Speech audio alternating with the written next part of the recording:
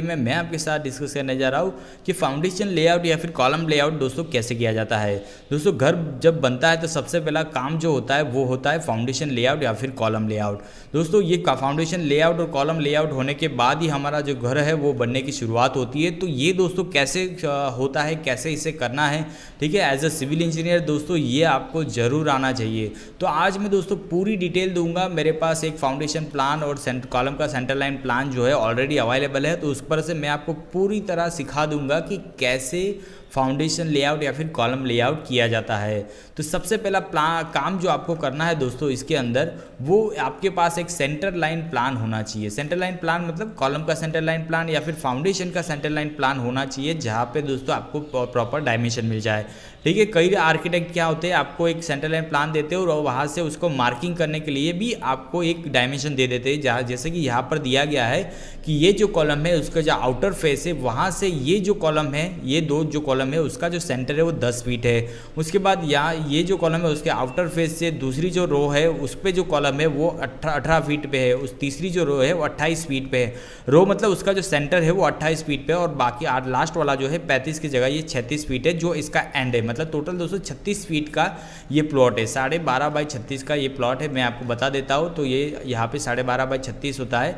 तो सबसे पहला जो काम दोस्तों आपको करना है वो एक सेंटर लाइन प्लान लेना है। उसके बाद आपको क्या करना है, मार्किंग कर लेनी है। देखिए 12.5 फीट इधर है और ये करीबन 36 फीट का यहाँ पर प्लॉट है। ठीक है, तो दोस्तों आपको क्या करना है, सबसे पहले जो प्लॉट है उसका जो है लाइन दोरी करके उसका जो टोटल साइज़ है उसकी मार्केशन कर लेनी है। मतलब वो एग्जैक्ट साइज़ जो है वो आपको मार्क कर लेनी है।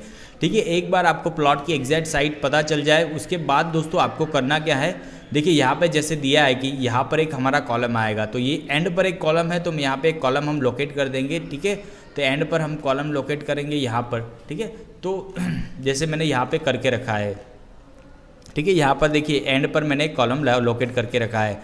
अब यहाँ पर एक कॉलम है, वहाँ से 10 फीट पर दूसरे कॉलम की रो है उसका जो सेंटर लाइन है, तो मैं यहाँ से क्या करूँगा, ये जो एंड है, ठीक है, देखिए यहाँ पर जो एंड है वहाँ से 10 फीट पर दूसरे कॉलम का सेंटर है, तो यहाँ से मैं क्या करूँगा 10 फीट पे सेंटर लूँगा। ठीक है, और दोस्तों ये जो कॉलम है ये कॉलम कितना है 9 इंच बाय 12 इंच, मतलब 12 ऐसे है 9 ऐसे, मतलब क्या होगा कि 4.5 इंच ऊपर है 4.5 इंच नीचे है। तो मैं क्या करूँगा 4.5 इधर 4.5 उधर और यहाँ से कितना है 12 फीट, तो यहाँ पे दोस्तों एक कॉलम मिल जाएगा। उसी तरह से इसका जो ओरिएंटेशन है वो अलग है, 12 फीट ऐसे है और 9 इंच ऐसे है, तो ये 6 इंच यहाँ से, ठीक है, और 6 इंच यहाँ पे मार्क करके और 12 इंच यहाँ पे करके ये एक रेक्टेंगल यहाँ पे बन जाएगा। मतलब ये जो दो कॉलम है उसकी पोजीशन हमने फिक्स कर ली है। ठीक है, तो ये दो कॉलम फिक्स होने के बाद फिर से हम देखेंगे तो यहाँ पे कितना है 18 फीट, तो मैं क्या करूँगा यहाँ से लाइन लेके 18 फीट पर एक लाइन ड्रॉ करूँगा। ठीक है, तो वो भी मेरा कहाँ आएगा यहाँ पर। अभी 18 फीट हो तो ये 4.5 इधर 4.5 इधर लूँगा और उसके बाद ऐसे कितना लेना है 12, तो यहाँ पे मेरा एक कॉलम लोकेट हो जाएगा। उसी तरह से ये वाला कॉलम भी लोकेट हो जाएगा, 9 इंच ऐसे लेंगे और 12 इंच ऐसे लेंगे, तो ये मेरा कॉलम लोकेट हो जाएगा। ठीक है, उसी तरह से वो नेक्स्ट जो है वो कितना फीट पे है 28 फीट पे, तो यहाँ से हम टेप पकड़ेंगे और यहाँ तक जाएंगे 28 फीट पे एक पॉइंट मार्क करेंगे। ठीक है, यहाँ से 28 लेंगे तो हमको एक स्ट्रेट लाइन मिल जाएगी और उसी तरह से यहाँ पर भी क्या करेंगे हम लोग कॉलम का लोकेशन फिक्स करेंगे। ठीक है, और बाद में लास्ट वाला जो है 36 फीट है, तो 36 फीट देखते हैं कहाँ आता है, तो एंड पर आना चाहिए जैसे वहाँ पे बताया गया है। ठीक है, तो 36 फीट हमारा कहाँ आ गया, एंड पर आ गया। ठीक है, तो एंड पर हमारा क्या हो गया 36 फीट। तो देखिए यहाँ पे देखिए ये कॉलम का जो बाहर का फेस है और ये कॉलम के जो बाहर का फेस है वो टोटल हमारा 36 मिलना चाहिए, तो यहाँ पे मुझे 36 मिल रहा है। ठीक है, तो देखिए यहाँ से ये पॉइंट पकड़ेंगे और ये पॉइंट टोटल कितना है, यहाँ पे देखिए 36 फीट का ये हमारा आ रहा है। ठीक है, तो इस तरह से दोस्तों हमको कॉलम लोकेट कर देने। कॉलम लोकेशन होने के बाद हमें जो है उसका एक्सकेवेशन करना पड़ेगा पीसीसी या फिर फाउंडेशन का जो फुटिंग है उसके लिए।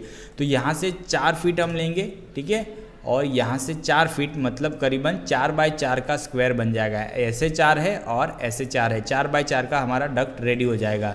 उसी तरह से ये जो कॉलम है उसका जो सेंटर है वहाँ से हम क्या लेंगे 2 फीट, ओके, और यहाँ से हम लेंगे 2 फीट और यहाँ से हमने 2 फीट लिया, यहाँ से 2, मतलब क्या हो गया, ये भी हमारा 4 बाय 4 का जो स्क्वायर है, ठीक है, वो फुटिंग के लिए वो हमारा रेडी हो जाएगा। ठीक है, देखिए इस तरह से। उसी तरह से बाकी सब कॉलम के लिए भी करेंगे। अब ये हम मार्किंग होने के बाद हम एक्सकेवेशन करेंगे फुटिंग के लिए। तो फुटिंग करीबन 6 फीट की होनी चाहिए। देखिए 6 फीट की डक्ट चली जाएगी। उसी तरह से मैं इसको भी कर देता हूँ, उसी तरह से हम इसको बना देंगे। ठीक है, एक्सकेवेशन होता जा रहा है। आप देखिए ये मार्किंग देने के बाद लेबर क्या करेंगे, इसको एक्सकेवेट करेंगे। ठीक है, तो लेबर क्या करेंगे, इसको एक्सकेवेट करेंगे। ओके, इसको मैं क्या करूँगा, यहाँ तक ये कर देते हैं। ठीक है, सारे जो डक्ट है उसको एक ही डेप्थ पे रखेंगे, 6 फीट। ठीक है, ओके, इसको भी 6 फीट हम ले जाएंगे, इसको भी 6 फीट, ये भी 6 फीट। ठीक है, तो ये हमारा देखिए एक्सकेवेशन हो जाएगा। हमारा कॉलम जो है ये टाइम पर क्या रहेंगे, कॉलम भी हमारे कहाँ रहेंगे, नीचे की तरफ ही रहेंगे। सिर्फ हमको क्या दिखेगी, उसकी मार्किंग ही दिखेगी। उसके बाद हमें स्टील और फुटिंग जो है वो करना होगा। ठीक है, नीचे हमने कॉलम मार्क कर देंगे नीचे। ठीक है, यहाँ पर सिर्फ हमको कॉलम ही दिखेंगे। उसके बाद हमें जो कॉलम की सेंटर लाइन है उसका पकड़ के रेनफोर्समेंट लगा के कॉलम का फॉर्म वर्क करके उसको कॉलम कास्ट करने होते हैं। ठीक है, तो इस तरह से।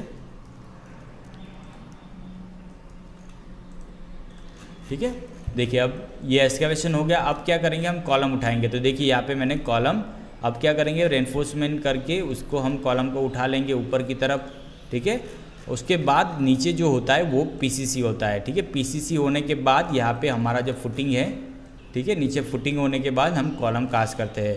ठीक है, एक बार सारे कॉलम हमने कास्ट कर दिए, उसके पीसीसी मतलब प्लिंथ लेवल तक भरे जाते हैं कॉलम को, और उसको क्या करेंगे, हम कवर कर देंगे टोटल।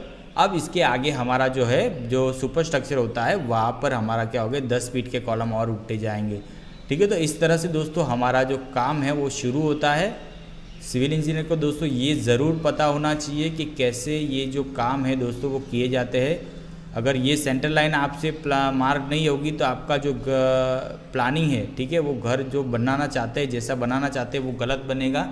ठीक है, तो सेंटर लाइन मार्किंग बहुत अच्छा होना चाहिए। कॉलम का लोकेशन भी बहुत प्रॉपरली और एक्यूरेटली फिक्स करना पड़ता है, नहीं तो दोस्तों ऊपर जाके वो बहुत ज़्यादा तकलीफ दे सकता है। ठीक है, तो इस तरह से दोस्तों होता है। फिर से एक बार देख लेते हैं कि सेंटर लाइन प्लान पर से एक प्लॉट का डिमार्केशन करेंगे, एग्जैक्ट जो डायमेंशन है उसको मार्क करेंगे। उसके बाद जो सेंटर लाइन प्लान है वहाँ से जो डायमेंशन है उस हिसाब से कॉलम का जो है सेंटर लोकेट करेंगे। कॉलम या फिर फुटिंग का भी सेंटर आप लोकेट कर सकते हो।